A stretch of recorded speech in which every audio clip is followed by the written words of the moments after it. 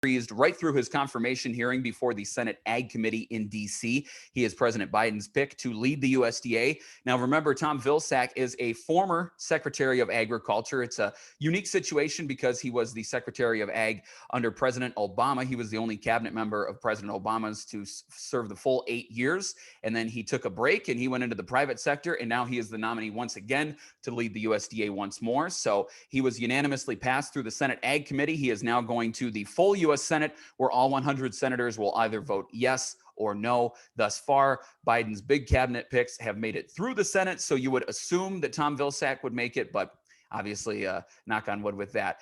In terms of how Wisconsin's 2 U.S. senators are going to vote, I did an interview with U.S. Senator Tammy Baldwin. She says she is going to support Tom Vilsack. As far as Senator Ron Johnson, I do not have an idea. I reached out to him for an interview, but never got anything back on that. So Baldwin, yes. Ron Johnson up in the air at the moment. As for Secretary Vilsack's priorities when he takes over the USDA, combating climate change and bringing farmers more into the fold on that during the hearing, that was something that he got a lot of questions about. He also got a lot of questions about the biofuels industry and how we can get them back on the right track as we maneuver through COVID. And then finally, how can we better tackle food insecurity? So those are some of his big priorities. And then in lighter news, some of the winners and finalists of the Cedar Crest Ice Cream Flavor Creation Contest were announced.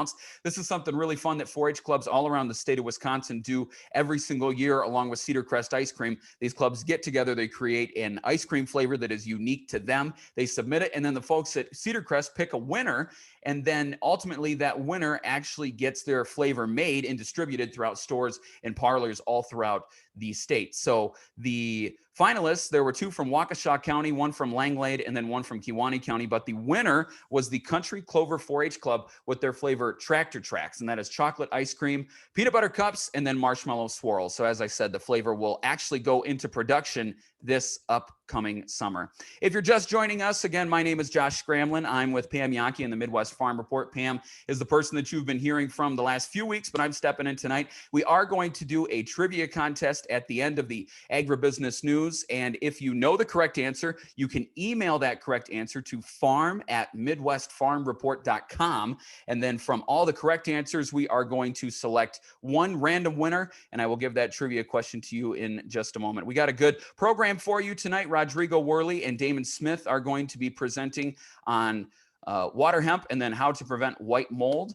And then back to your agribusiness news, we got the latest Wisconsin sheep report from the USDA. All sheep and lambs inventory in the state of Wisconsin as of January 1st of this year is 86,000 head. So 86,000 sheep call Wisconsin home. Total breeding stock is at 69,000 head. That is up 5% from a year ago. And then as far as market lambs, there is 17,000 head in our state. That is an increase of 13% from a year ago. And then America's Dairyland doesn't just refer to cows. Wisconsin also leads the nation, once again, in milk goats. There are 72,000 milk goats in our state. And then if you look nationwide, not just milk goats, but meat goats, milk goats, breeding goats, 2.58 million goats are in our country. And then let's keep with livestock for a second. This was an interesting story that I was pursuing for a while and not getting any answers on, but I finally got some answers back. Are people still buying livestock for the county fairs if they don't know if the county fairs are actually going to be happening or not? Because think about it, it's an investment of not only money, but also time. You put months in raising, whether it be cattle or sheep or pigs. So I made an assumption, which you should never do, that people weren't buying animals because we didn't know what was going to happen with county fairs. It's a county by county basis. Some counties are going to have a stripped down fair. Some counties are just going to cancel them entirely. But I talked to a handful of livestock breeders around the state, and it turns out that actually people are buying more animals than ever before because there are more shows than ever before. So even if a county fair is not happening, there was most likely a replacement show that came in and people were still able to exhibit their animals. And then the people that are really serious about livestock, there are more replacement shows all around the country than ever before. I talked to a woman that breeds sheep in Lafayette County, and they've been to Mississippi and Texas and Oklahoma and all around the state. And if anything, they're putting more time and money into their projects because think about it, kids, I mean, they're home from school. So a fair project or livestock project should be more prepared than ever before. And then on the other side of that, if youth sports have been canceled, then you have more time than ever before to get really invested in your livestock project. So I thought that was interesting. If you're just joining us, my name is Josh Scramlin. I'm with the Midwest Farm Report here in Wisconsin. You can hear our agribusiness reports about 3 to 4 times a day, depending on what station you listen to, all around the state of Wisconsin. And you can always get your agribusiness news, the stories you're hearing right now, and more by going to MidwestFarmReport.com. One more thing, how's the wolf hunt going in Wisconsin? Or what's going on with the wolf hunt in Wisconsin? The federal government took the gray wolf population off the endangered species list on January 4th of this year. So now the Wisconsin DNR handles it. And that was a big problem for Wisconsin farmers when they were federally protected, because wolves were actually attacking livestock, especially up in the northern and central parts of the state. And farmers could not do anything about it, because if you were to shoot and kill a wolf, that was actually a federal offense. Well, now those protections have been repealed. The Wisconsin DNR is managing the roughly 1,000 gray wolves that we have in our state. And they're trying to figure out how they go forward with a proper wolf hunt. So they wanted to have one in November of this year. And then a group of state lawmakers said they'd like to have one right now in February, so we can better manage the population. But the Wisconsin DNR says that they are going to hold off until November. And at this point, we are just hoping that that one is actually going to happen in November. And then just one more thing, ARC and PLC, the agriculture risk coverage, and then price loss coverage for crops, excuse me, for crops. The deadline to register for that with your FSA office is March 15th. So that is way closer than you might think it is. Okay, anyway, now let's get to the trivia. So whoever gets this, or whoever thinks they have the right answer, email us, farm@midwestfarmreport.com, and then we will randomly select one of those correct answers, and you will get a $50 Cabela's gift card, courtesy of the Midwest Farm Report. So I know that this is the soybean board, but we're going to talk about a movie that has to do with corn, because I just watched it earlier today. The movie is The Field of Dreams, one of my favorite movies. Stars Kevin Costner, Ray Liotta. We know that the movie takes place in the state of Iowa, but what is the town in Iowa that the actual Field of Dreams is located? So I'll say that one more time. The movie Field of Dreams, it takes place in Iowa, but what is the actual town that it takes place in? And to this very day, the real Field of Dreams is located in. If you think you know the correct answer, email us, farm@midwestfarmreport.com, and we will select one random correct answer, and that person will get a $50 Cabela's gift card. So again, one more time, in case you're just joining, you can send the answer to this trivia question, farm@midwestfarmreport.com. The question is, The Field of Dreams, the movie, it takes place in Iowa, but what is the actual name of the actual town that the movie takes place in, and to this very day, where the actual Field of Dreams is located in? So think about that for a second. Amazing movie. Hadn't seen it in a while. And as Emma just said in the chat, everyone email your trivia answers to farm@midwestfarmreport.com. I know I'm saying it fast, but the link is in the chat, and you can just copy and paste that right there. So we will select one winner from that pool of correct answers, and you will be hearing from us, and we will get that $50 Cabela's gift card to you in the mail. All right, with that, I'm going to pass it over to my friends to my friends Rodrigo Werle. He's going to be talking about Waterhemp, and then after him, Damon Smith will talk to us about managing white mold. So thank you so much for having me. Welcome to Beans and Bowl. It's February 4th, 2021, and Rodrigo, off to you.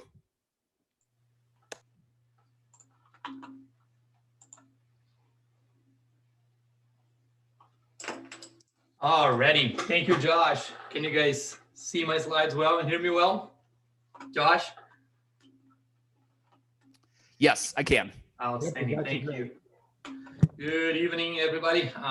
Thanks, Josh, for the introduction. Todd, Sean, Emma, everybody for the behind the scenes work that you were doing. It's great to be here today. Let me just adjust my screen here real quick. Rodrigo Werle, Extension Weed Scientist with the University of Wisconsin-Madison. Going here into our fourth growing season. Today I'm going to be talking about outsmarting water hemp in 2021 and beyond.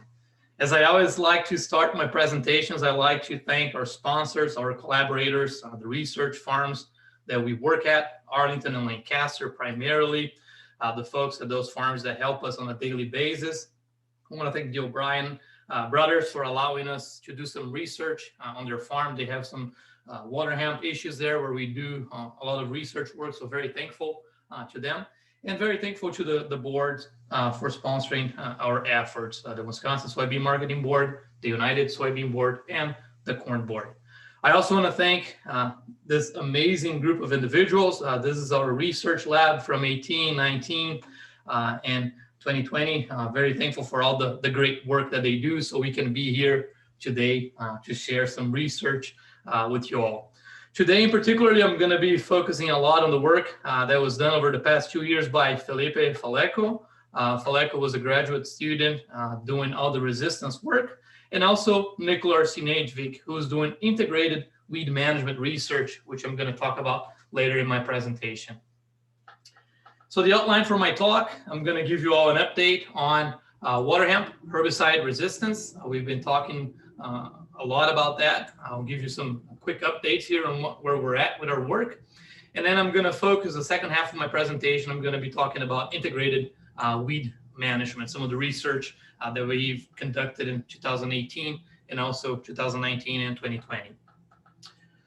So from my talk here, a few things that I want to highlight for those of you that are going into the 2021 growing season. If you're struggling with Waterhemp, particularly in your soybean fields, a couple of things that you got to keep in mind is that in order to successfully control this weed, we got to prevent it from establishing through effective use of chemistry, but also integrated approaches. Okay, chemistry by itself won't do the work. We have a lot of resistance happening. We got to help our effective chemistry with integrated management.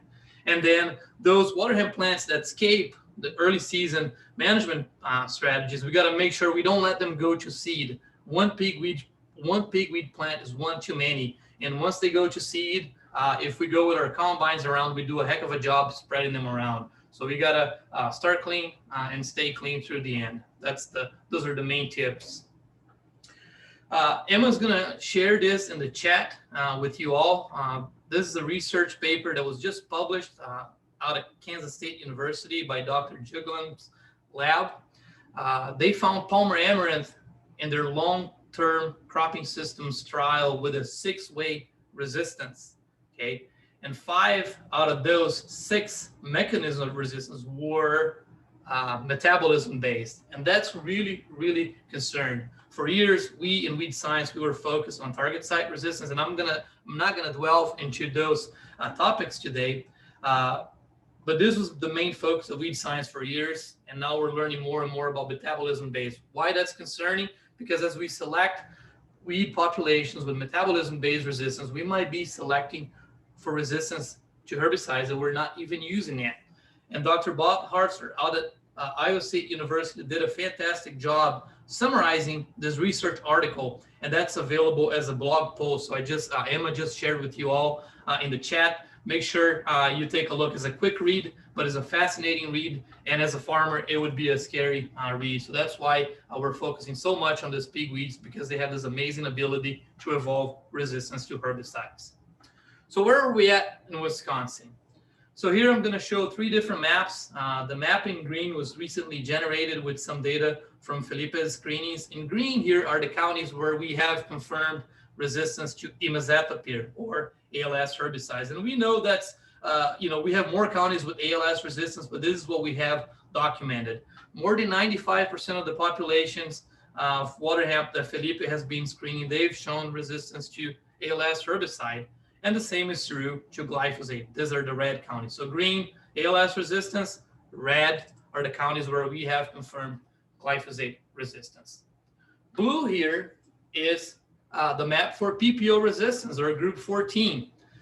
When I first got this map from my colleagues, Mark Renz and Dave Stoltenberg, I got this map in December of 2017, right before I started my job. I needed to give a talk here in Wisconsin in January of 2018. At that time, we only had 4 counties in Wisconsin with confirmed PPO resistance. A year later, we went to 10 counties, And then this map was recently updated by Felipe and Nick Arneson. We're now up to 22 counties. So resistance to PPO herbicides is on the rise. We're using a lot of PPO chemistry as part of our pre-emerge program and also as part of our post-emergence program. So that's definitely on the rise. What I want to point out here is that this data, the data used for these figures here, come out of the University of Illinois Plant Clinic. Okay, so these are the cases where they find the target site mutation. So it's a lab test. It's not the greenhouse test that we do. So they find this mutation in the DNA of the Waterhemp plants, and this is how we confirm resistance, just to make that clear. So here's a little bit of Felipe's work.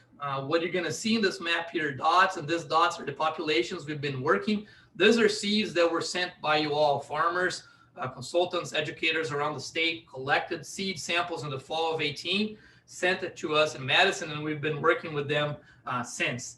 And this is a summary that Felipe just put together to present next week during our Weed Science Society of America annual meetings. So the golden dots here are the populations that we have confirmed resistance to glyphosate and imazethapyr. The purple ones that you're going to see here primarily in the western part of the state is where we're seeing resistance to glyphosate, imazethapyr, and atrazine. Okay, so three-way resistance. The one population that has really gotten our attention is this one population here from Fond du Lac County, where we believe we have resistance to glyphosate, imazethapyr, and we suspect we may be observing resistance to 2,4-D. What's really neat or interesting from a scientific standpoint is that 2,4-D has not been used in this farm before. So that's quite intriguing. And here are some of the pictures of this population. This is the control plants. 21 days after they were treated, they were about 3 to 4 inches in height when they were treated. Here's imazethapyr, glyphosate, 2,4-D, not providing the levels of control we wanted to see.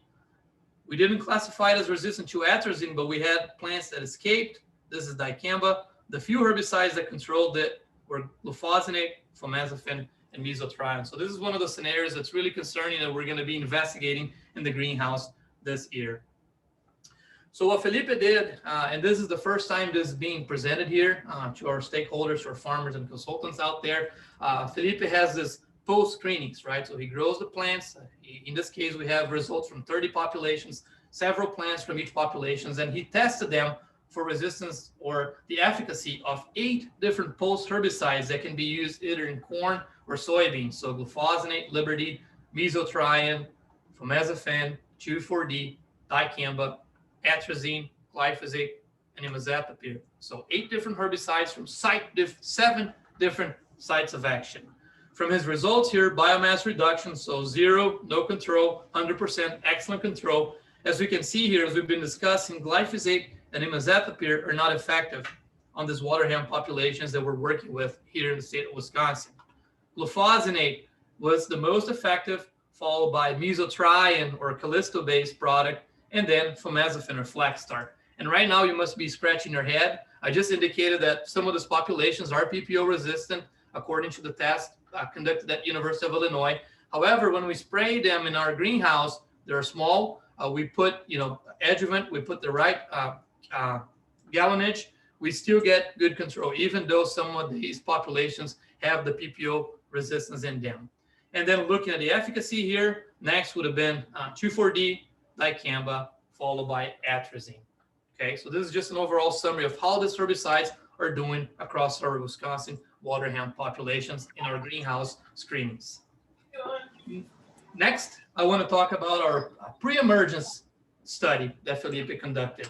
So what he does, he put these plants in pots, in small pots in soil, he plants them, and then he sprays immediately. And then 20 days afterwards, he counts the number of plants in each pot. So the greater the reduction, the better the herbicide is. For this study here, we evaluated 5 different pre-emerge herbicides from 4 different sites of action, herbicides that are used in corn and soybeans. So mesotrione or Callisto, S-metolachlor, Duo, metribuzin, fomazepine, Flaxstar, and then atrazine. And as you can see here, atrazine was not effective or provided about 80% reduction, whereas most of the other herbicides that we tested provided close to 100%. And this is where we want to be. The 1x full rate of pre-emerge herbicide, we want to observe that effective level of weed control. What we did for this study, we also tested a half a rate, okay? And this is what the results look like. So what I want you to notice is here's the mean and their error. As you can see, it's pretty close to 100 and the error is pretty small. So when we're using a 1x, we're getting excellent control of these populations. However, when we start reducing the rate, okay, when we start dropping the rate, the pre-emerge herbicide, the error increases and so does the reduction of our stand. And this is not what we want to do. This is not what we want to say. And that's why we recommend a full rate of a pre-emerge herbicide. The one thing that I also want to point out here is this comparison of atrazine and metribuzin. We've done some studies like that in the past. Okay, remember that atrazine and metribuzin are in the same herbicide site of action. Atrazine commonly used in corn, metribuzin commonly used in soybeans. Even though some of the populations weren't controlled by atrazine, we're still getting great control of the pig weeds with metribuzin, and that's why we're seeing a tremendous increase in interest in metribuzin around the landscape. Okay, so now looking at some of our field data from Brooklyn, Wisconsin at the O'Briens. We've shown this data several times already. In blue here are herbicides with one side of action. In green are herbicides with two sides of action. And then in red are the herbicides with three sides of action. What I want to point out here is that this is Waterhemp control 24 days after spraying. So 0 to 100, the higher the bar, the better the control. Metribuzin was quite effective on Waterhemp control at Brooklyn. So was sulfentrazone, followed by flumioxazine. And here we have pyroxasulfone residua. Okay. What I want to draw your attention is that this is kind of what our recommendations are for farmers to consider having a full rate of metribuzin, a sulfentrazone, or a flumioxazine, and then be strategic how they use their group 15 herbicides, because these herbicides are still quite effective, and we want to make sure they remain effective as we move forward for Waterhemp control. Okay. And what's really neat here, this is some USDA survey data indicating the use of pre-emerge soybean herbicides around the Midwest or around the US soybean production areas. As you can see here, in the 90s, we were using a lot of pre-herbicides, about 50-60% of our acres treated with pre's, and here in black, I have imazethapyr. So imazethapyr and glyphosate were king back then. You would do a one pass with glyphosate, good control. However, as the more we start relying on glyphosate post-emergence, we tend to go away from pre's. However, we hit this point here now where resistance is becoming a major problem, and this is what we're seeing now, an increased use in pre-emergence herbicides. And this is what I like to see, there's multiple colors here. So our farmers around the US soybean production belt are using several types of pre-emerge herbicides, and that's great. But back to our data, the main herbicides that are being used in soybeans in the United States are sulfentrazone, followed by metribuzin, S-metolachlor, and then here you have pyroxasulfone on the rise. So it's not only our data showing that these herbicides are quite effective, this USDA data somewhat supports that. So that's the practices that are being adopted by you soybean growers out there. All right, so I talked a lot about chemistry. As we move into the 2021 growing season, as we're planning our herbicides, we want to start clean. We want to use an effective pre-emerge and herbicide program with at least 2 active ingredients, a full, if possible, a full solid rate. Okay, we want to use that layering. We want to look at layering our residual herbicides. When you do your post application, make sure you have an effective burn down, and consider bringing additional residual control in season. Okay, so those are the chemical recommendations as you think about 2021. Now I want to switch gears and I want to talk about integrated weed management. Now, let me just see how I'm doing on time here. So doing good. Okay, so next I want to talk about integrated weed management. And this picture here was taken on July 2nd, 2020 at Arlington Ag Research Station. Soybeans planted on May 22nd, same seeding rate, 30-inch row spacing, 15-inch row spacing, a view from the top, a view from down below. Now think about yourself as a Waterhemp plant that has just emerged. Where would you rather be? Okay, so this is the question that I have for you all. And this is what Nicola's been doing for his research. Okay, so he's got 2 major projects. One, looking at how Waterhemp grows, and this is what I'm going to try to describe here using this figure. And the other one is an agronomic trial that I'm going to try to go through in detail.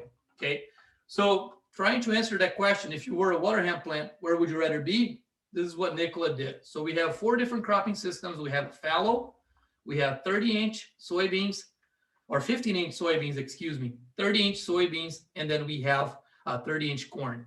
So what Nicola did for his study, every week, starting early June, he went out there and he planted some small water hemp seedlings and he tracked their growth. Okay, some great work that he did.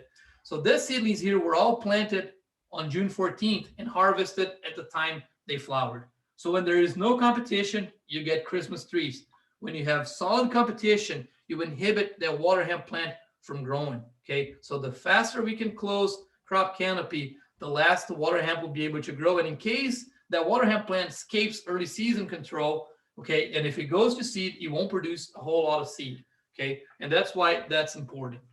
So with that in mind, Nicola also established this study as part of his graduate degree, partially funded by the Soybean Marketing Board, where he looked at how agronomic practices influence soybean canopy closure. So we conducted this study and we looked at 4 main factors. The first one was planting time. So we had what we call early planting. So that was in 19 was April 25th. And then in 2020 was April 21st. This is our early planting compared to what we call a standard planting time for most of our trials, which was May 23rd in 19 and May 22nd in 2020. The second factor in his research was row crop spacing. So we had 15-inch soybeans and we had 30-inch soybeans. Next factor was tillage. We have some plots that were tilled and some plots that were no till. And then the last factor here, this is where we were trying to address. I think this is a question that was asked in a previous Bull and Bean session here. What is the impact that a pre-herbicide may have on canopy closure? Okay, so we had yes pre-herbicide, no pre-herbicide. Our pre-herbicide of choice was Fierce MTZ. Fierce MTZ tends to be, under certain environmental conditions, tends to show crop injury early on. We've seen that in our plots. We've seen that in commercial fields, and that's why we picked Fierce MTZ. Fierce MTZ is a 3-way premix, contains metribuzin, pyroxasulfone, and flumioxazine. So group 5, group 15, and a group 14. So a great pre-emerge herbicide, 3 sites of action. And when, under certain conditions, cold and wet, and when there's rainfall shortly after application, if the crop is starting to emerge, you see some splash and you do see some crop injury. And that's why we selected this herbicide to try to address that question. I want to point out the differences in sites. In 19, we picked a field that didn't have soybeans for about 10 years. It was in continuous corn. I believe we had some alfalfa previously. And then in 2020, we picked a field that was in a corn-soybean rotation. Next, I want to talk about the weather a little bit. If you all recall, 2019 was a year that we had a lot of rainfall. So it was a much wetter year as compared to 2020. On the opposite end, 2020 was a little warmer in May and June. So it was a drier year, but it was a little warmer. So we're all planting a little sooner. The beans were taking off a little sooner. So keep that in the back burner. Today, I'm going to present 2 main response variables for this study. The first one is canopy closure. And the way Nicola investigates that, he goes on a weekly basis to his plots with his setup here. He used his phone and he used an app that's called Canopio to take picture. And this is what the pictures look like. So he takes a picture, the app will process it, and it will tell the area that is green in the plots.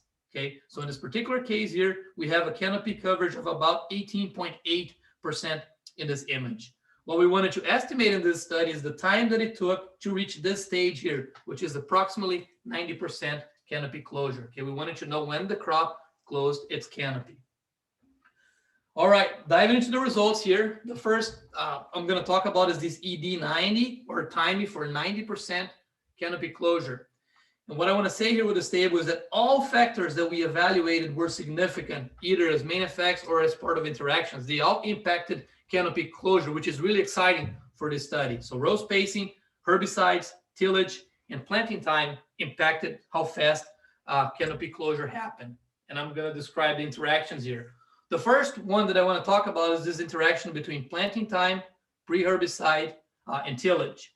So the sooner that we planted, the sooner we observed canopy closure. So the lower the bars here, the sooner it is in the year, and that's what we want to see. So beans that were planted in April, they close canopy faster than beans that were planted in May, and that was expected.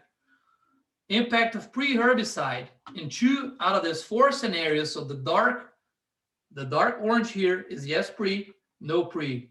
In 2 out of the 4 scenarios, the pre-herbicide, the Fierce MTZ, did end up delaying canopy closure, and we did tend to see what you're seeing here, some crinkling. So it was a little bit harsher for the crop to establish. Okay, so 2 out of the 4 times. And then the last interaction is tillage. Usually under tillage, we observe faster canopy closure than in no-till, and that's expected. When till, we tend to see the crop take off a little faster. The next interaction that I want to talk about is the row spacing by year interaction. This is something that interests me and us as a weed science group. We want to reach canopy closure, right? So there was a row spacing by year interaction in 2020, warmer year. We observed canopy closure much faster than in 19. Nonetheless, in both years, the 15-inch, just as I showed in that picture, closed canopy faster than the 30-inch. And the biggest difference that we noticed here was in 2019, when there was a 7-day difference, in these 2 treatments. Okay, so we're talking about a full week of suppression from your crop just by going narrow. Now I want to talk about yields, because everybody's probably wondering what happened with the grain yield, right? So as I indicated, for canopy closure, all factors that we evaluated had an impact. But for yield, the story was different.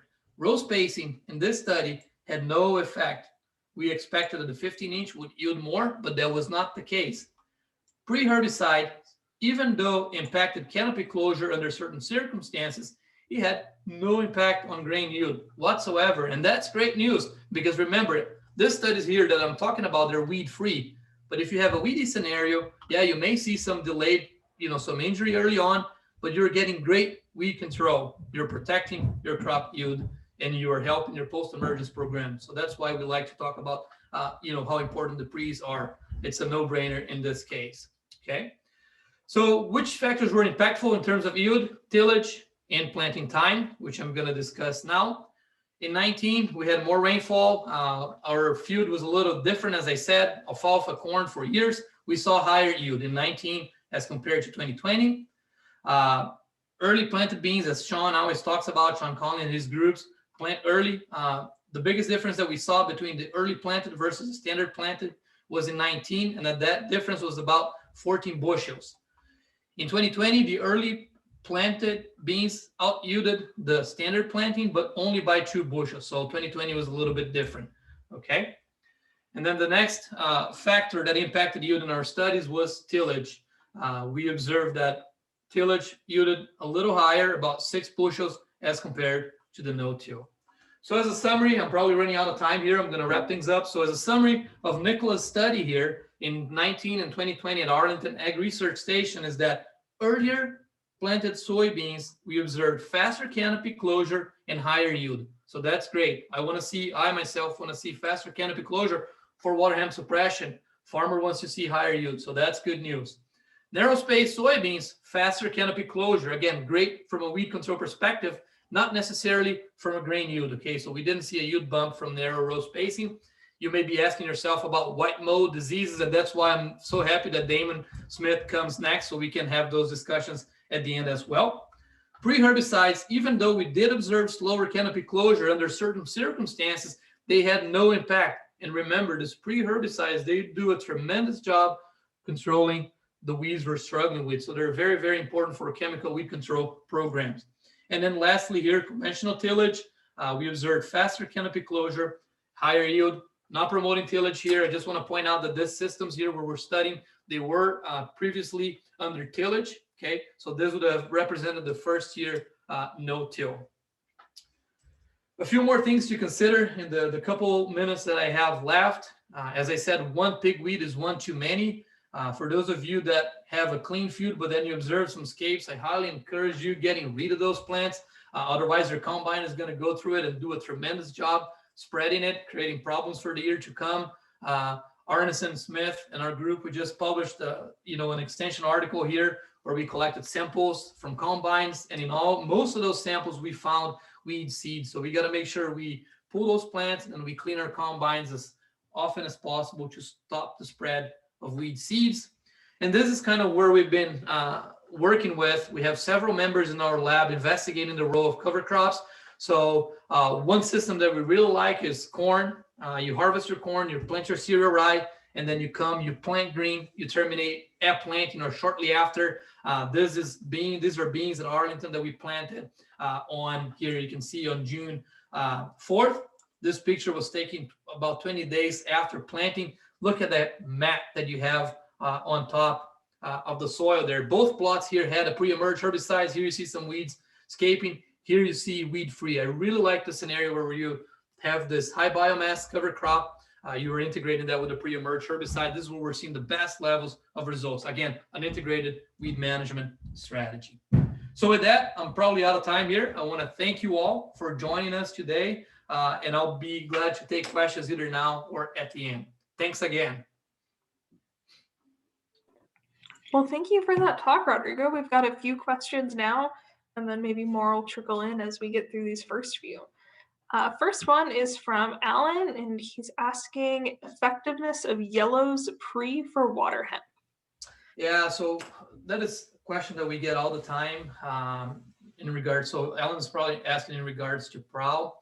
Prowl would be a little, from the research I've looked at, we haven't had prowl in our comparisons. I wish, looking back, that was a treatment we had included. It's challenged because it's got to be pre-plant there, and that complicated the way we did the studies. But long story short, it tends to be less effective than the group 15s. It does bring value, Al, if you're mixing that with something else. Okay, so if you're mixing prowl with something else that has a full rate there, this is when you tend to see good levels of control. So it does help in terms of water hemp residual control, but you need something else with it if you have severe infestations. Well, that makes a lot of sense. I'm going to move on to another question here. This one's from Lindsay, asking, there's a question from last week about pre's and early planted soybean. When planting soybean extremely early, roughly April, are there concerns about the plant being able to metabolize certain pre's? Yeah, that's a great question, Lindsay, and that's what that's what Nicola's study was trying to address. So we planted some beans. You know, the ground was kind of still frozen. We had a lot of snow afterwards, and where we had the tillage treatment, where the beans came a little sooner than they did in the no-till, that's where we observed a little increased injury. We did see injury, but we saw no impact on weed control at the end of the growing season. We're doing some further work where we're tracing what's happening with the herbicide in the soil as well, whether at the time that Waterhemp starts coming up, late May, early June, there's still enough juice, if you would, from that pre in the soil. So we're doing a lot of work in that sense. So yes, when it's cold and wet, you tend to see a little more injury in your soybeans. So long story short here, but a great question. Nice. And I think that's all we have. We've got one more from Corey. Just confirming the fact that PPO resistance is only for post applications, not the pre's. Corey, that's a great question. And the answer to that is PPO resistance is to both. Okay, so the mutation that they investigated at the University of Illinois confers resistance to both PPOs pre and post. However, the way that the resistance is expressed is different. So from a post application, sometimes the plant is especially when the plant's advanced stages, it can regrow. From a pre-emergence standpoint, what happens is that you reduce the length of the residual, if that's making sense. So instead of getting 4 weeks out of residual control from a PPO that's soil applied, when you have PPO resistance, you start getting 3 weeks or 2 weeks and a half. This is how resistance to the pre they are expressed. So that blue map is concerning because it indicates resistance to both pre and post PPO herbicides. And great question. And that is all we have for you at this point, Dr. Werle. I went ahead and dropped those links from the beginning of the talk in the chat again. And I saw Dr. Smith dropped a link in there as well for a fungicide report. And at this point, I think we're going to turn it over for a talk on fungicides. Thank you. And if there are any more questions, you'll stick around till the end, right? Absolutely. Sounds great. Thank you.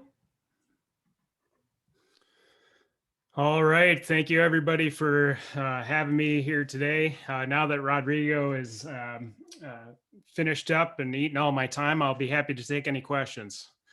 Just kidding. Usually that works a little better with an audience, but at any rate, hopefully you're laughing out there.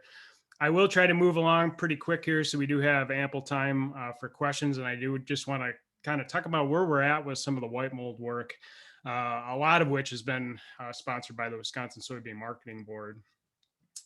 So before I kind of get into the nuts and bolts, I just want to remind you that a lot of the information I'm going to talk about here is published on the Crop Protection Network. I'll remind you that this is a group of the land grant universities, mainly the plant pathologists, who've gotten together, and we publish a lot of our peer-reviewed materials as extension outreach materials. So you can find a lot of that information there. And then I also want to make sure that you're aware, as of today, the fungicide report, our annual report that we usually publish, is out. I appreciate everybody's patience. It's been a rough year, as everybody knows, with COVID, and we're about a month behind getting the report posted. But we do have that up now. There's the link, and I dropped the link over in the chat, so you can check that out on your own time. Now, I want to just remind you all about the white mold life cycle. You've all seen this before. Where I want to spend most of my time here, is you're probably all aware that, the spores infect these flowers, but the biology here is very, very important to understand, because what makes this fungus so hard to control are these two structures right here. So we have that hardened survival structure, that thing that looks like a rat turd. That's called a sclerotia. And as the canopy closes, there are some triggers, and I'll talk about what we know about some of the biology behind some of those triggers. Humidity is one, which you might realize, but also light, and specifically the quality of light, is also very important. And I'll talk about why that's important to realize here in a little bit. Once the canopy closes, we get sufficient light reduction and the right quality shifts, the formation of this little cup happens. And without the formation of these little mushroom-like structures, these little inverted cups, we don't get these spores, okay? And so it's all about the biology that's going on right here, right at the start of bloom time and through that bloom period, which is the infectious window here, okay? And a lot of you already know that, in terms of fungicide application, when those flowers are present, or we still have some flowers attached to the pods, that's a very important timing for our fungicide applications. And I'll get into that here in a little bit. Now, before I talk about data, I do get a lot of questions on what is the disease severity index, or the DIX. And so I just want to orient you a little bit on what this DIX is and why I think it's so important. This is actually it's a rating we use that's on a scale of 0 to 100%, but it combines not only disease incidence, but also disease severity together in one number. And why that's nice is because if we're trying to understand how yield loss equates, we do need to account for branches on our modern soybean varieties, and this scale allows us to do that. So the way we calculate this DIX, we basically take disease incidence, which is the percent of plants actually showing white mold symptoms, and then we multiply it by the disease severity score. That score is scored on a 0, 1, 2, or 3 scale. And then we divide that by 3. So we get an average score that's 0 to 3. And then we can multiply that by that disease incidence score. And that rescales it to 0 to 100%. Okay, and so just to show you why I think this is important is because we looked at this DIX score in conjunction with yield loss, and it's important to understand that this is the reason why we oftentimes in these lower white mold environments, or where we don't have a lot of disease, we don't get a significant yield reduction, or we can't detect a significant yield reduction on our yield monitor. And the reason for that is because when we're in these lower DIX scores, that's a lot of lateral branch hits, essentially, is what's happening. Okay, so a modern soybean plant, the breeders have added yield by putting lateral branches. on these plants. And so when we're experiencing a lot of lateral branch hits, those are not as impactful to yield. Yes, this line is going down a little bit, but not as substantially as when we're over here where we're getting a lot of main stem hits. So not every white mold infection is created equal. You have to understand, where the infections happen, and then resistance also plays a role in how those infections actually happen on these plants. So there's a lot of dynamics that interact here to result in yield loss with this particular disease. Now, we use the data from that yield loss trial. You've probably all seen this slide set before. I just want to reiterate what's going on here. We looked at the 10 common fungicide programs over the years from about 2009 to 2016.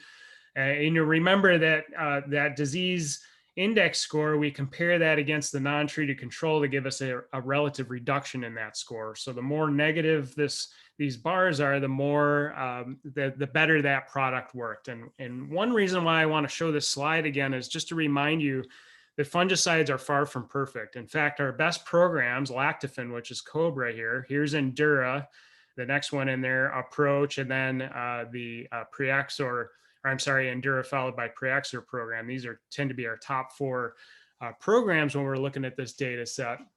Remember, even those best programs, we're looking at maybe 15 to 20% levels of reduction. Okay, so far from perfect. Fungicides make a bad situation less bad. Okay, so we have to do some other things with integrated management. The other thing to remember, and the reason why that understanding yield loss and the fact that yield loss is not equal across all disease index scores, is that can help you make some decisions on product choice. We did a lot of work here looking at high levels of disease versus low levels of disease. Yes, if we put a product on even where there's low levels of disease, we usually get some yield benefit, with the exception of Cobra, where in those situations, we do tend to average some loss there. But in the high level disease situations, we do get some separation in those programs. So it's a little more important when you're experiencing high levels of white mold, or you have history of high levels of white mold. You might want to spend a little more time, studying those fungicide efficacy tables and that sort of thing.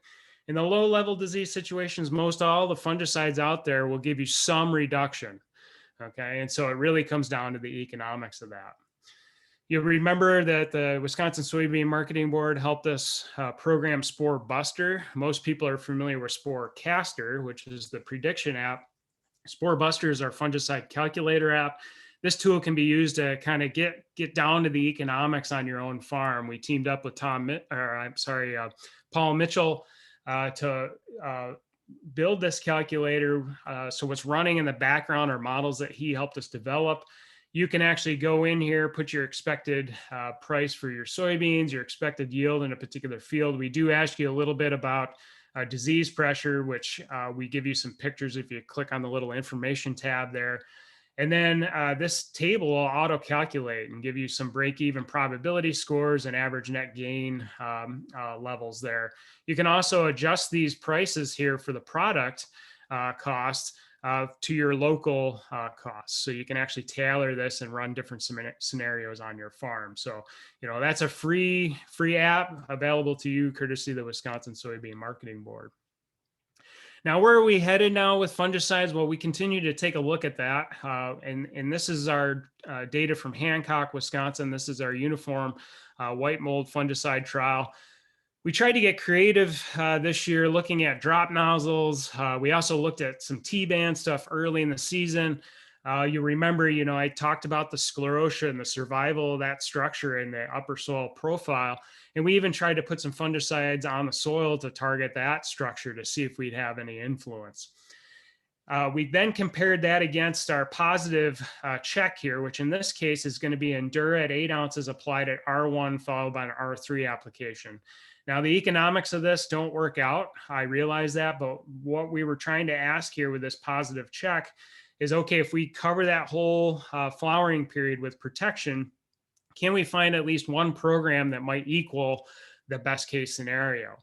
And so the things that are statistically similar to that positive check are inside the red box. You see there's just one here, which is Endura, the 8 ounce at an R3 application, okay? Over the last couple of seasons, we have seen the timing in Wisconsin, or at least the optimal timing in Wisconsin for these fungicide applications, moving back a little bit more close to the R3 timing. I think a lot of that has to do with the weather that we get, how the crop's maturing and that sort of thing, pushing that back. Those of you who've heard me talk about white mold before know that I usually push that R1 application, and I'm softening up a little bit with some of this newer data. R2 to R3 does look like a good timing, but you do need to choose a good product there that can cover your bases. In what I would call the B group here is in the blue box. This group was not quite as good as the A group in the red box, but not down here with the check, the negative check. And so you can see some things, including a lot of Cobra treatments in here. We have Lectivar, which is an omega type product, and then mixes with Cobra. We were trying to use Cobra here to reduce disease, but you do see at Hancock, at least, we still do struggle with some yield reductions there due to the injury that we get from Cobra. So Endura still remains a top product for us, Approach not too far behind, as well as some of the standard programs out of our original work. Here are the combined scores now, if you're curious. Well, how's that look, across multiple locations? We ran this uniform trial, not only in Wisconsin, but also in Michigan and Iowa. Michigan also had high white mold pressure, just like Wisconsin. So now we're looking at not only the Hancock data, but now the Michigan data layered on top, just to look at what treatments are consistent. And again, you see that same 2-pass positive check here. We did have one research treatment in here, a non-labeled product. And then you'll see the Endura followed by Preaxor are actually statistically similar to the positive check in this case. So when we extrapolate across both locations, that treatment actually looks pretty good. And that's consistent with what we've seen in previous work that we've published. And then again, you'll see a lot of the Cobra treatments kind of in that B group. Again, they struggle a little bit with yield, good disease reductions, but the yield does slide a little bit on a 3 to 5 bushel per acre average. And then you'll see, again, a lot of the stuff we were trying to get creative with the drop nozzles and in-furrow jets and that sort of stuff, that just didn't seem to help. In fact, not any different from the negative check. You might be asking, what benefits might some of these white mold products have if I don't have white mold? We did have a couple of locations, Iowa and Indiana, where there was low or no white mold pressure and basically no response there. I will say that a lot of these products, if you think about Endura, there isn't a broad spectrum soybean disease reduction there. You're going to be using that product to target mainly, white mold, but, no real significant differences here when we look at it in the no pressure situations. Now, I'd like to talk just a little bit about integrated management here. We did have a set of trials that we planted, which were uniform trials from 2017 to 2019. These were sponsored by the Wisconsin Soybean Marketing Board, as well as the North Central Soybean Research Program. And we were layering row spacing, planting populations, and fungicide applications all together in these trials. And you can see the locations of the trials across the Midwest here. We were comparing the 15 versus 30 row spacing. We had 110 to 200,000 seeds per acre. And then the fungicides were a standard 2-pass approach program combined with a sporecaster application. So using our prediction tool along with approach, and then a non-treated control. So I'll just quickly show you just some of the disease data out of these trials just to make a point, and then we're going to drill down a little bit more into the population data here. You can see that, in these 15-inch row spacing trials, while it wasn't significantly different, we do get a subtle increase in terms of, what we're seeing from a disease index score basis compared to the 30-inch. And this isn't anything really different than what we've seen before, but we do have a row by population interaction here. So you do see that in some cases here, the populations fluctuate a little bit, and a lot of that has to do with these very high populations in the 30-inch row spacing. We think we might be getting some yield reductions here, basically because we had some plants dying and some stand loss because of the dense planting in that 30-inch row spacing. But you can see as we drop populations down a little bit, we get a corresponding decrease in disease index score. So we decided this season we dig in a little bit harder here and look at this in a little more detail. And we also wanted to look at low versus high fertility situations. So looking at maybe manured fields or that type of scenario. Here we are back at Hancock, where we're looking at just two populations now, what we call a low and then a high. So our low was 100,000 seeds per acre. High was 160,000 seeds per acre. We had a no nitrogen at plant situation and then 150 pounds of actual N at plant. We didn't have a strong difference in the low nitrogen versus high, a little higher disease index scores, but it was marginally significant there. Where you see a lot of the effect happening, though, is, and these were in 30-inch row spacing, I should mention, you see some pretty good reductions, especially if we look at the no nitrogen situations here, where we have a nice reduction going from the 160 to down to 100,000, and then a corresponding reduction where we layered Endura single application at that R3 timing.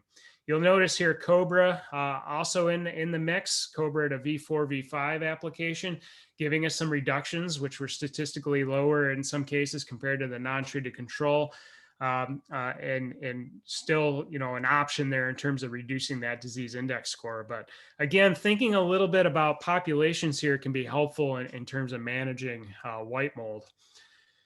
Just to look at yield here, this was very interesting and corroborates some of the work that Sean's been doing, looking at seeding rates. And you can see that, 100,000 seeds per acre, if we fed it some Endura at R3 there, we actually had higher yields in those 100,000 populations versus the 160,000 seeds per acre. And you can see a little bit of yield drop there again from the injury at Cobra that we typically see, even going at this earlier application timing, earlier than the R1. We're still looking at 3 to 5 bushels or thereabouts in terms of yield loss, and not different, interestingly enough, from the non-treated control in this particular case. Again, if we want to see what's going on across multiple locations, here's Michigan again. So we had these uniform trials again across multiple states. Wisconsin, Michigan now. Michigan did add a Sporecaster treatment here. So they're actually using our prediction tool to make an 8-ounce Endura application. Turns out that prediction actually worked quite well. That was actually the best treatment in those trials. But again, you can see that the Endura treatment's giving us a nice reduction here, then followed by Cobra. But a lot of the work, again, is being done where we drop that seeding population. So don't be afraid to think a little bit outside the box and drop that population down a little bit to try to open that canopy up just a bit.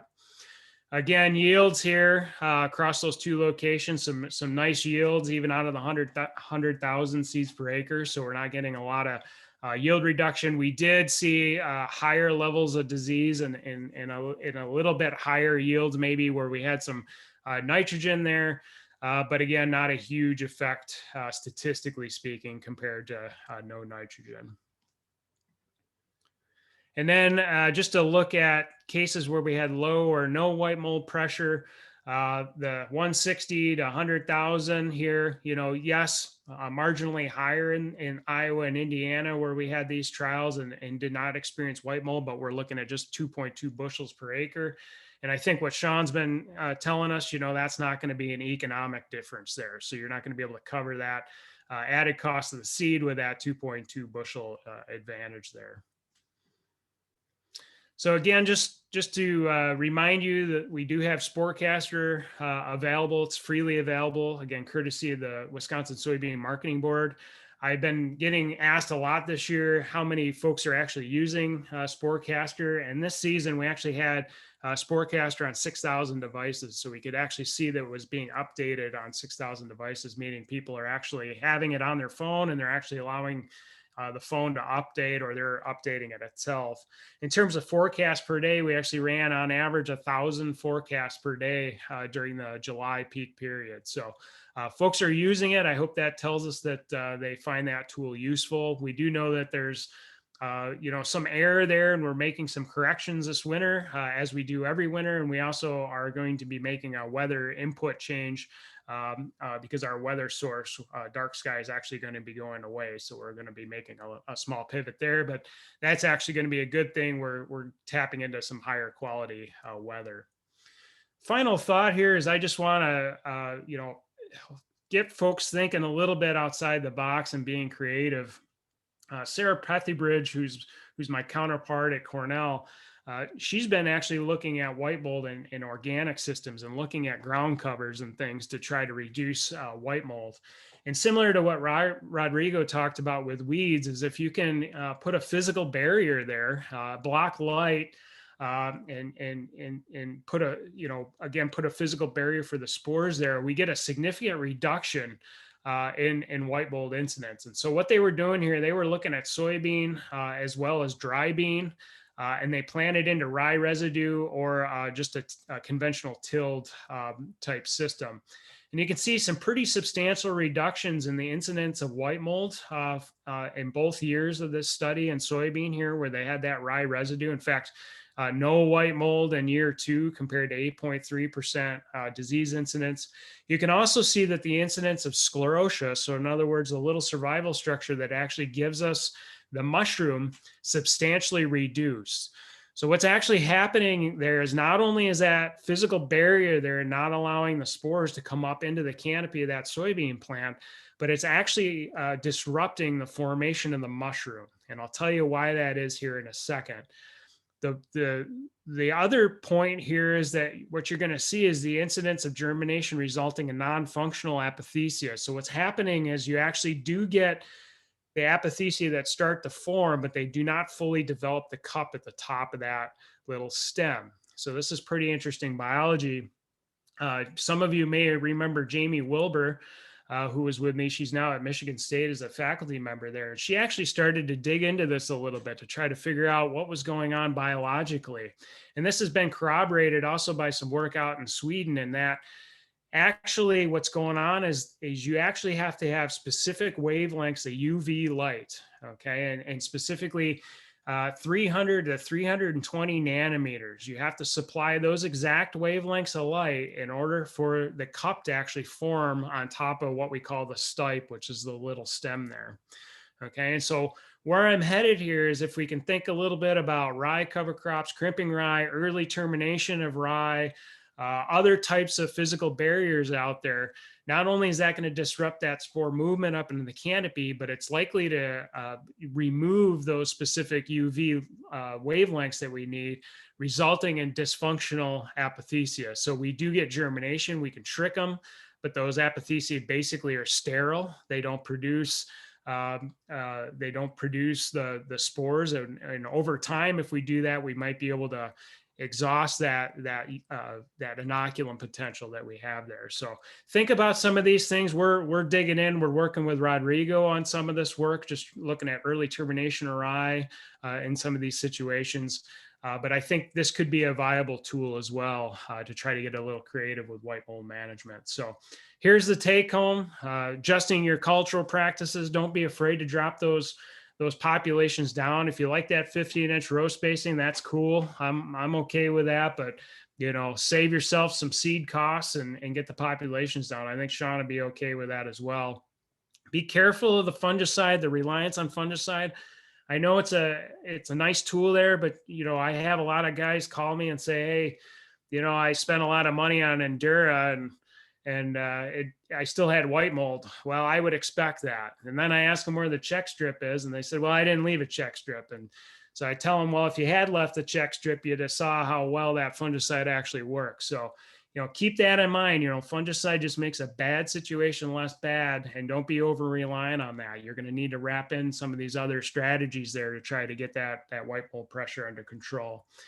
Use some of those prediction models out there. We got Sporecaster. We're always making improvements there. Check out Spore Buster. Run some of those scenarios for your farm. Try to understand, the costs of some of these chemical products and making those decisions. So with that, I'd like to thank everybody for your time, and I'd be happy to take any questions. I'm going to go ahead and I'll flash the QR code. I'll leave it up here on the screen. I can't see any of the screen there, so somebody's going to need to help me. Emma or somebody going to need to help me with questions. Nope, I can do that. And everybody can put their questions in the chat and I'll read those aloud as they come in. While you're typing the questions, I have a few reminders for you. These are recorded sessions and they will be posted to the badgerbean.com website and the Wisconsin Soybean Marketing Board YouTube page tomorrow. And you can register for the next Beans and Bulls session that'll happen next week at the same time at the badgerbean.com website. I've got a question for you here from Vince. There are many years of Endura at R1 followed by Preaxor at R3 as one of the most consistent treatments. Should that recommendation be moved to R2, FB, R4, or just Endura at R3? I'm sorry, Vince, if I messed up your question there. I was a little confused myself. Yeah, I guess I didn't follow. So could you repeat it, or could Vince? Yeah, there are many years of Endura at R1 followed by Preaxor at R3 as one of the most consistent treatments. Should that recommendation be moved to R2 or R4 or just Endura at R3? Yeah, I think it can be moved to R3. The last 3 or 4 years of data now, we've had these later applications, R2 to R3 single apps of Endura in there. I think that's, it's safe to do that. If you're concerned about covering the whole flowering period, then that 6 ounce rate of Endura followed by the 4 ounce of Preaxor is a good option as well. The one caveat there is if you only go 6 ounces at R1, you have to come in with the 4 ounces of Preaxor to get enough of the SDHI component in order to, protect the plant from white mold. We've got quite a bit of work we did a few years back looking at that 6 ounce rate. That's just not high enough in these heavy white mold environments. So that's just something you have to be careful of. And I am trying to get the QR code back up and the share. It won't let me share here. So I'll work on that as I'm answering questions. Okay, great multitasking. Thank you, Devin, for confirming that FB means followed by. My abbreviation skills are rather weak. I think you answered that question fully, though. Just to clarify, that was, should the recommendation be moved to R2 followed by R4 or just Endura at R3? Got a question here from Todd. Are you running crop oil with the Cobra applications? If so, do you think using just NIS instead would help reduce the yield penalty? Or do you think cheating the rate slightly to say 4 ounces would still give some white mold suppression and maybe reduce the yield penalty? Yeah, we've tried every which way. So one interesting thing, and this is something I need to talk with Rodrigo about. There might be something with Hancock in that particular environment, and the reason why I say that is because we've tried just about everything at Hancock, and it's always with NIS, without, with COC, without, cut rate, change timing. I don't care what I do, I lose 3 to 5 bushels. However, my colleague at Michigan State, Marty Chilvers, they don't see that type of yield loss where they adjust Cobra a little bit in these earlier apps. So I don't know if there's something environmentally, at Hancock that I'm fighting. It's going to take somebody smarter than me to figure that out. But man, we've beat our head on the wall with Cobra apps in that particular location. But I'd be willing to get creative if somebody can think of something that we haven't done. We've tried V2. V2 is nice, V2, V3, because you get your weed control there. The issue is, and one thing you have to realize with Cobra is there's a couple of things happening when we use Cobra for white mold control, and that it not only is it modifying the canopy, in other words, it's setting the growth stage back about one growth stage, but we're also priming the plant. There's an immune response that happens called induced systemic resistance, and this has actually been looked at. Some folks looked at that systemic resistance response against white mold. And so we're actually upregulating this immune response in these plants when we put Cobra on. And if we go too early, so this is a balancing act. If we go at that V2 to V3, by the time we get to the flowering period, that immune response is worn off. Okay, it goes up and then it comes back down. So the idea here is we're trying to balance that injury with getting it close enough to that bloom period to upregulate that immune response. And so that's why we've been playing around with these V4 to V5 applications. And I'm going to give you a break here and pass one over to Rodrigo. We've got a question from Fred. What is the update for Palmer Amaranth in Wisconsin? Great question, Fred. So as of today, our map shows that we've confirmed Palmer in 9 counties around the state. We know it's in more places. The one thing we're starting to do some work on or investigating is the use of cottonseed. We've worked with some of the educators. Josh Camp is on the call. We visited a field last growing season, Southwest Wisconsin, cotton, feeding cottonseed. You walk around the farm, you start finding it. So wherever cottonseed is being brought from down south, high chance, we know it's in more places. It's not widespread. We think it's somewhat contained in the systems where whatever is growing is going to be chopped. So oftentimes the palmer doesn't get the chance to go to seed, but we just got to be mindful of that and keep an eye on that. So that is a great question. We're going to continue to work on that, and we want to put more energy on that this year, working with colleagues in our lab, extension, and also the NPM program. All right, and then I'm not sure who this next question is for. Maybe if you both want to take a little bit and talk about cereal rye as a cover crop. Have at it, Rodrigo. Okay, now I'll go first. So as I showed my last picture there in my presentation, we have 4 or 5 individuals in our program. We're doing a lot of research. Nick is working with Damon, Sean, and the different labs, looking at food grade systems, termination of cover crop, the impact it has on fate, of chemistry in the soil, as well as disease. Kobe Grant is looking at systems. Jose Jr. is looking at deposition. Ryan is trying the roller crimper. So we're doing a lot of different work, and what we're learning here is that terminating that rye, you plant that after you harvest your corn, right, in the fall, 60 bushels to the acre. We're also, I forgot to mention Dan Smith here, also working with Dan. So you put 60 bushels in the fall after you harvest your corn. Nothing is going to grow. It's going to grow really slow early on. But if you're patient, if you let that thing grow and hit the flowering stage, you can plant your soybeans green, terminate. Usually it's glyphosate. Glyphosate kills it really fast. It does a really good job suppressing weeds, particularly when you combine that with pre-herbicides. Here in Wisconsin, we get a lot of rainfall in the spring. So when combining high biomass cover crop with pre-herbicides, the concern is that all that pre is going to get tied up in the biomass. But because we have a lot of rain, that doesn't seem to be a major problem. It was when we were doing this research back in Nebraska, much drier environment. So I think it goes along quite well. And then 8-9 site years of data that our program has, we've only seen impact on yield once. And that's because in that particular trial, Nick, food grade soybeans, we had to terminate with clethodim.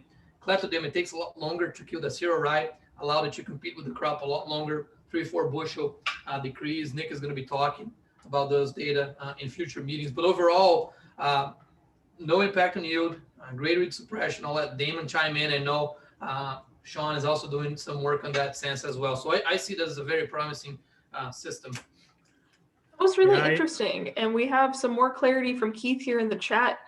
Damon, could you elaborate on being creative with white mold management with crimped cereal rye specifically?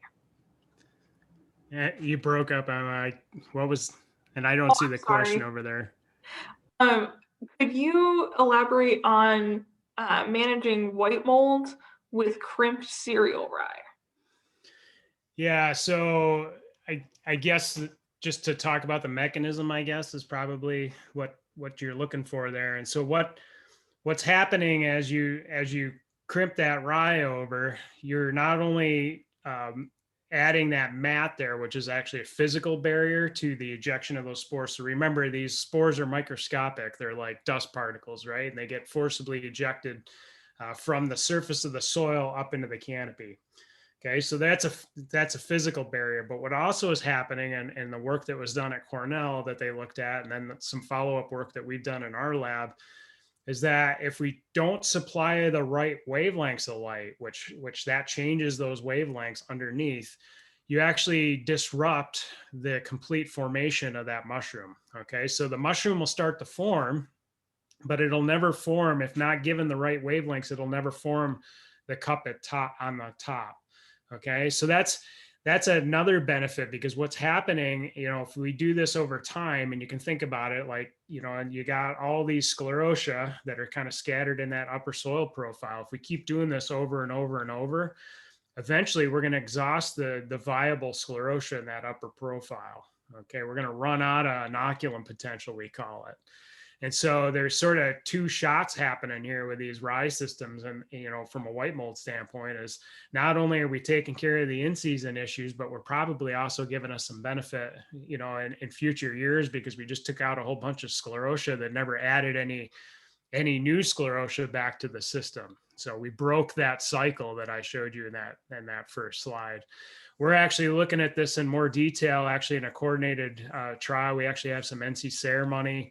And we're going to be working with Aaron Silva over the next couple of seasons in organic systems, looking at this here in Wisconsin. So we actually did plant some rye last fall. We're going to be crimping that rye this year. We're going to be looking at that compared to some of these no-till systems, and we're going to be layering some other things on top. So look for some of that work coming here in the future as well. But I'm with Rodrigo. I think this is a great tool here from a disease management standpoint, and I think we need to look at it a little closer.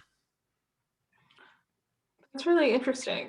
Sean Conley is also dropping some more information about cereal rye termination there in the chat for people that are interested. They can go ahead and read that. I have a question here from Andy about populations.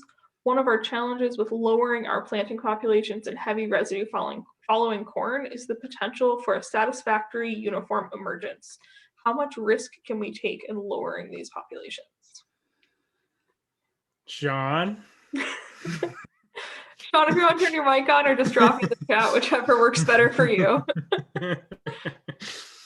Sure. So I can briefly chat on that. So, I mean, we're in these early planted situations. I mean, we can have populations down to 90,000 plants per acre and still hit basically 100% yield potential. I mean, it's not until we get into these later planted situations. By that, I mean, late May to early June, then we see that break happening. So I know it looks ugly.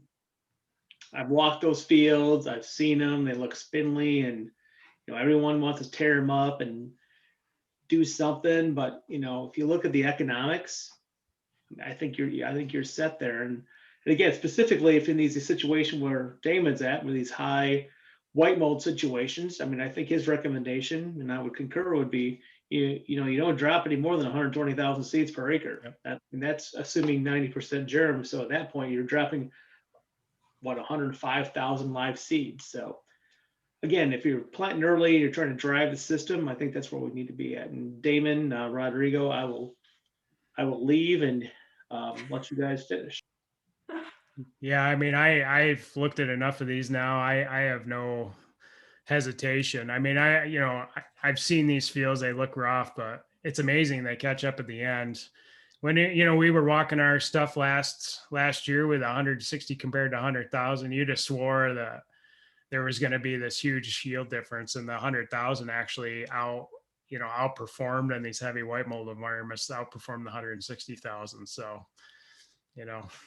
there's that. All right, moving on to another question. Are there concerns using Alivo and Valor pre? I'll let you take that one, Damon. I know some of your colleagues have done work. I particularly see some injury. I have no concerns, but go ahead, Damon. Yeah, I mean, we see the injury. Last year was a good year to see halo effect, but we've never been able to, again, it's sort of like the low population thing. You walk the field, you're looking at the damage, you've convinced yourself that, there goes my yield potential. And then at the end of the season, my Olivo plots where I have SDS, I work down at the O'Brien Brothers farm with we really appreciate, being able to collaborate with them and Rodrigo and I down there. And, we've got multiple years of data now where those Olivo plots are always better than, the conventional seed treatment, those SDS environments. So we've put it on with all sorts of pre's and things, and you can get injuries. Some years, it's worse than others. Last year it was pretty bad. We saw a lot of halo. We rated for halo effect, and you could pick out visually those Olivo plots, but at the end of the season, it never shows up in a yield. And we published on the Crop Protection Network site that I showed early on. There is an article up there where we published on some of those interactions. It can never get any yield effects. I'm going to move on to another question because it is 8:10 and we do have a few more to get through. Have you done any work with contans? I might not be pronouncing that right. I'm sorry. Yeah, we've done some work with contans. The two things I'll say about contans: it does seem to have some efficacy, and we've got more and more farmers here in Wisconsin using it. I know the most history we have in the state is going to be up in the Central Sands area, where our higher value rotations make the economics work out. So it can be pretty pricey. It's a $50 or so per acre application. You got to probably repeat it a couple of times. I know some of the farmers that have been doing this are every other year for the first, 3 to 5 year kind of deal. So you're looking at maybe 2 to 3 repeated applications before you build the population of this parasitic fungus, basically is what this product is. And so you got to build that population up over time. And, once you get that population there, they've shown some nice reductions there, but you got to be patient. It's going to be pricey. So you got to pay attention to that, sticker shock.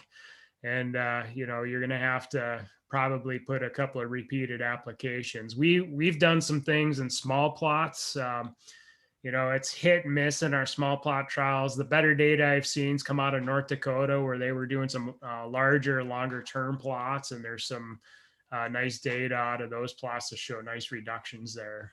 But it's a patience game. It's not going to be something that you can pull the trigger on and maybe see the benefits this year, maybe even next year. It might be 3 or 4 years down the road. All right, and I have 2 more white mold questions for you. First here is from Clark. Is there any work being done on in-furrow fungicide that would be for white mold in soybeans?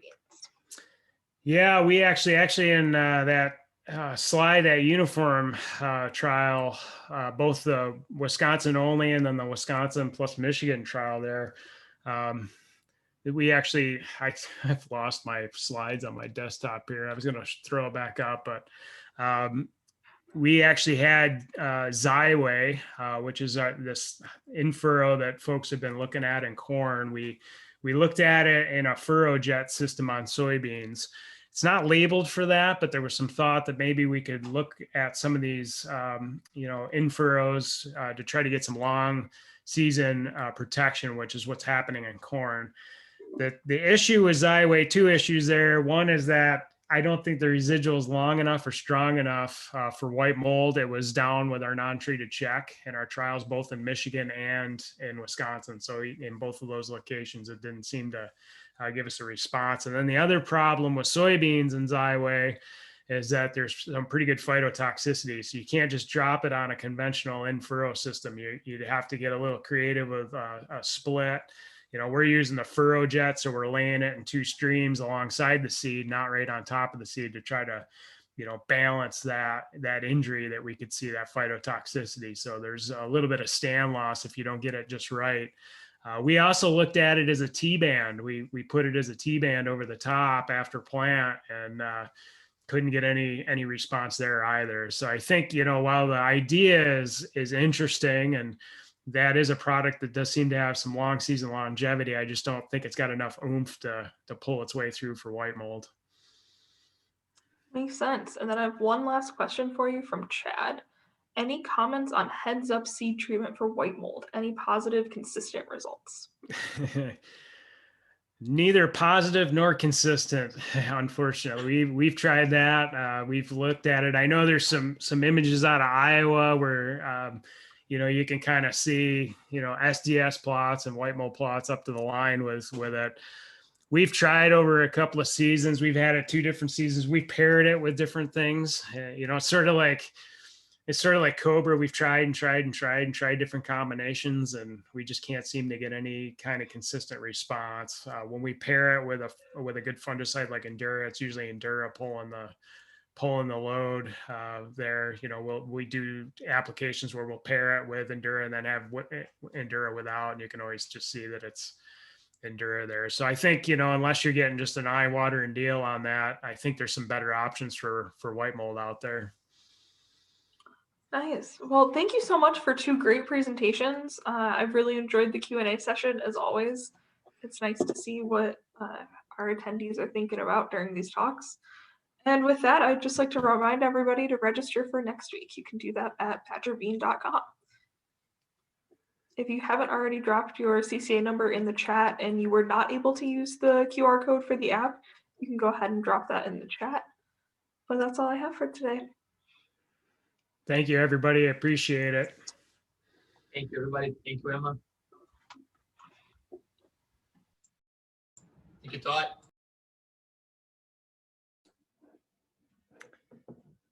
I can grab these for you. Was that you, John?